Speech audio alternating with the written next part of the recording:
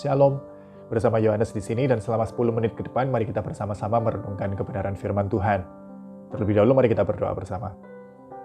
Terima kasih Tuhan, kami bersyukur kepadamu buat kehidupan ini, buat kesempatan yang masih Kau berikan kepada kami untuk kami boleh bersekutu bersama dalam firman. Kiranya Roh-Mu yang kudus yang menuntun kami, memampukan kami untuk kami boleh mengerti kebenaran yang sejati yang ada dalam firman ini. Tuntun kami Tuhan, kami berdoa di dalam nama Tuhan Yesus. Haleluya, amin. Puji Tuhan, mari kita lanjutkan pembelajaran kita dan kita buka dalam Efesus pasal yang kelima. Sekarang kita sampai di ayat yang ke-8. Efesus pasal yang kelima, ayat yang ke-8, demikian firman Tuhan. Memang dahulu kamu adalah kegelapan, tetapi sekarang kamu adalah terang di dalam Tuhan. Sebab itu hiduplah sebagai anak-anak terang. Memang di sini bicara bahwa apa yang akan kusampaikan ini adalah kebenaran. Apa yang kusampaikan ini adalah kenyataan, apa yang akan mengikuti kata-kata berikut. Ini adalah kenyataan. Memang dahulu kamu adalah kegelapan. Jadi kenyataannya bahwa kita ini adalah kegelapan. Dahulu itu bicara tentang perjalanan hidup yang sudah dilalui seseorang. Setiap orang itu lahir itu bagaikan titik awal hidupnya dan kematian merupakan titik akhir hidupnya, dan dari lahir menuju kematian itu ada satu jalan yang ditempuh. Dan di tengah-tengah perjalanan itu ketika orang itu menoleh ke belakang, maka itu masa lalunya dan itu bisa dikatakan dahulu. Jadi apa yang akan kukatakan ini adalah suatu kebenaran.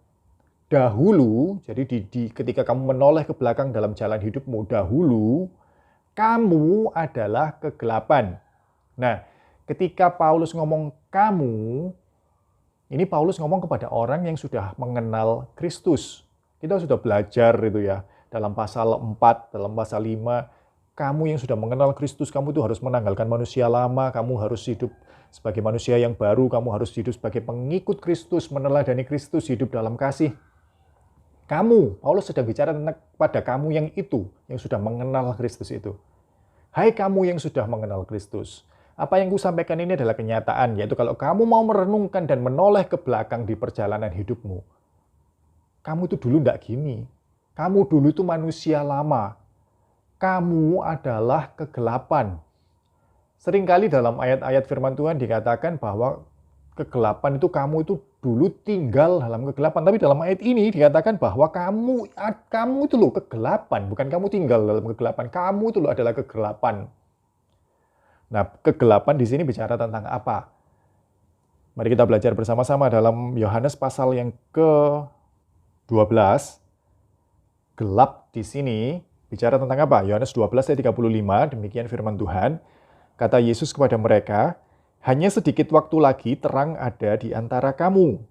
Selama terang itu ada padamu, percayalah kepadanya, supaya kegelapan jangan menguasai kamu. Barang siapa berjalan dalam kegelapan, ia tidak tahu kemana ia pergi.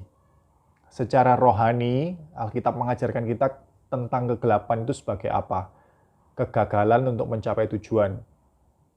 Dalam kegelapan dikatakan di sana, kamu tuh tidak tahu kemana kamu pergi. Kamu mau melangkahkan kaki, satu langkah berikutnya itu apakah jalan, apakah itu ada lubang, atau bahkan itu ada jurang, kamu nggak tahu. Dan dalam kegelapan kamu nggak tahu kemana kamu pergi, bagaimana kamu bisa mencapai tujuanmu. Dan dalam kerohanian kita bicara tujuan akhir adalah kekekalan di surga bersama Allah. Kamu nggak bisa mencapai kekekalan di surga bersama Allah kalau kamu dalam kegelapan, kalau kamu adalah kegelapan. Kegelapan yang kedua bicara tentang apa? Kegelapan yang kedua bicara dalam Yohanes pasal 3 ayat 19 dikatakan, dan inilah hukuman itu. Terang telah datang ke dalam dunia, tetapi manusia lebih menyukai kegelapan. Menyukai kegelapan. Ini kalau kita terapkan dalam hidup kita secara fisik, seringkali kita ketemu orang yang kalau dalam gelap dia menjerit ketakutan. Anak kecil gitu yang kalau lampu dimatikan dia menjerit bahkan menangis. Takut gelap. Karena nggak bisa ngelihat apa-apa. Tapi secara rohani ternyata manusia itu dikatakan lebih menyukai kegelapan. Kita lanjutkan. Kenapa manusia lebih menyukai kegelapan daripada terang? Sebab perbuatan-perbuatan mereka jahat. Sebab kegelapan itu menutupi perbuatan-perbuatan jahat yang mereka lakukan, sehingga perbuatan-perbuatan jahat itu bisa terus dilakukan, tidak diusik oleh orang lain. Jadi yang kedua, kegelapan dalam konsep firman Tuhan bicara tentang perbuatan-perbuatan jahat yang terus dipelihara, yang terus dilakukan dan ditutupi supaya tidak ada yang mengusiknya. Yang ketiga, gelap bicara tentang ratap dan kerta gigi, Matius 8 ayat 12. Sedangkan anak-anak kerajaan itu akan dicampakkan ke dalam kegelapan yang paling gelap. Di sanalah akan terdapat ratap dan kertak gigi.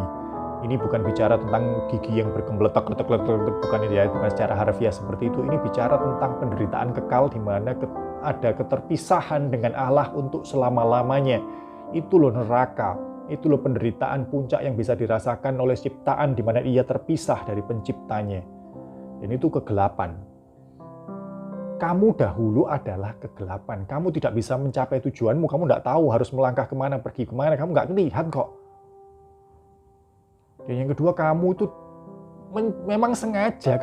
Kamu memilih untuk tinggal dalam gelap karena kamu mencintai perbuatan-perbuatan jahat yang tidak bisa dilihat orang lain di sana. Dan perbuatan-perbuatan jahat itu tidak ada yang mengusik, tidak ada yang menegur, tidak ada yang mengingatkan. Kamu suka akan perbuatan-perbuatan jahat. Jadi yang kedua bicara tentang perbuatan jahat, dan yang ketiga bicara tujuan akhirmu. Kalau kamu terus dalam gelap, kalau kamu adalah gelap, ya tujuan akhirmu adalah kekekalan di neraka dan bukan di surga. Nah, dikatakan kemudian kita kembali dalam Efesus pasal yang kelima, kamu sekarang ini bukan kegelapan lagi. Dahulu kamu adalah kegelapan, tapi sekarang kamu adalah terang di dalam Tuhan. Mari kita lakukan sedikit perbandingan di sini antara gelap dan terang. Gelap bicara tidak bisa menentukan arah. Terang bicara apa? Firman-Mu adalah pelita bagi kakiku dan terang bagi jalanku, yang memampukan kita untuk kita mengambil keputusan yang tepat, melangkahkan kaki ke arah yang tepat. Yang kedua dikatakan di sana, kamu mencintai kegelapan. Kamu memilih kamu lebih menyukai kegelapan karena kamu mencintai perbuatan-perbuatan jahatmu di situ. Dikatakan, mari kita bandingkan dengan terang. Matius 5 ayat 16 dikatakan, kamu adalah terang dunia. Dan kiranya perbuatan-perbuatan baik itu terus kamu lakukan, sehingga orang melihatnya dan memuliakan Bapa yang di surga. Kegelapan bicara tentang perbuatan-perbuatan jahat, terang bicara tentang perbuatan-perbuatan yang baik. Dan yang ketiga, kegelapan tadi bicara tentang penderitaan kekal. Terang bicara tentang apa? Tentang kemuliaan Allah.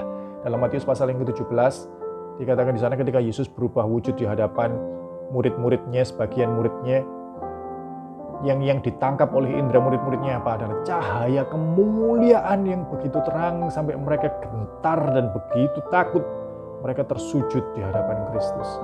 Kemuliaan Allah yang luar biasa, itu terang.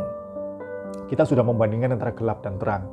Dan sekarang ini adalah pilihan yang dilemparkan oleh Paulus kepada jemaat di Efesus dan kepada kita.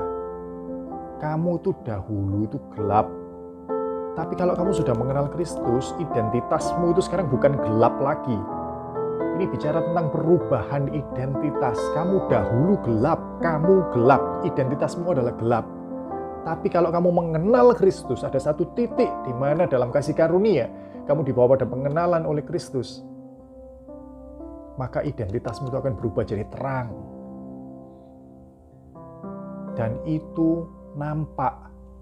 Perubahan itu nampak. Kiranya ini menjadi perenungan bagi kita. Kalau kita menyebut diri kita sudah percaya Kristus, sudah nampakkah terang itu dalam hidup kita? Atau kita masih berkutat dalam kegelapan? Dikatakan dalam 1 Yohanes 1 ayat yang kelima bahwa Allah itu adalah terang dan tidak ada kegelapan di dalamnya. Dikatakan dalam Yohanes 8 ayat 12, Yesus berkata, "Aku adalah terang."